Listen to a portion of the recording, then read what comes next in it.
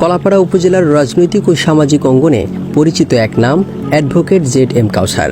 মরহুম আব্দুর রব জমাদ্দারের সন্তান অ্যাডভোকেট ZM কাউসার শিক্ষাজীবনে আইন বিষয়ে LLB ডিগ্রি অর্জন করেন।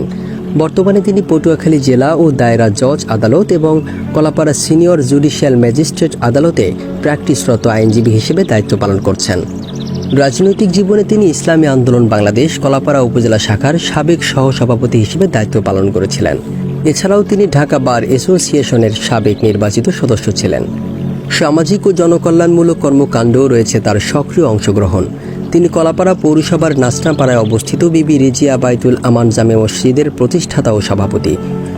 কলাপাড়া উপজেলার ভবিষ্যৎ নিয়ে তার রয়েছে একটি স্বপ্ন ও পরিকল্পনা।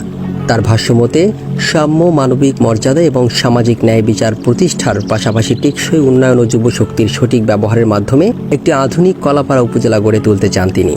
আসন্ন উপজেলা পরিষদ নির্বাচনে ভাইস চেয়ারম্যান পদে অংশগ্রহণের আগ্রহ প্রকাশ করে তিনি জানান, কর্মজীবী, পেশাজীবী, আইনজীবী, আলেম ওলামা, শিক্ষক, ছাত্র, শ্রমিক ও এলাকার প্রবীণদের অনুরোধে তিনি নির্বাচনে অংশ নিতে আগ্রহী।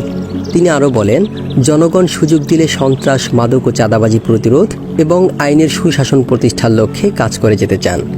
একই সঙ্গে সমাজে ন্যায়, মানবিকতা ও জনসেবার মূল্যবোধ প্রতিষ্ঠার প্রত্যয় ব্যক্ত করেন তিনি।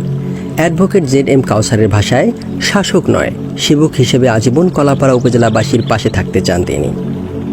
ভাবনা, মানুষ, সমাজ ও সময়ের কথা।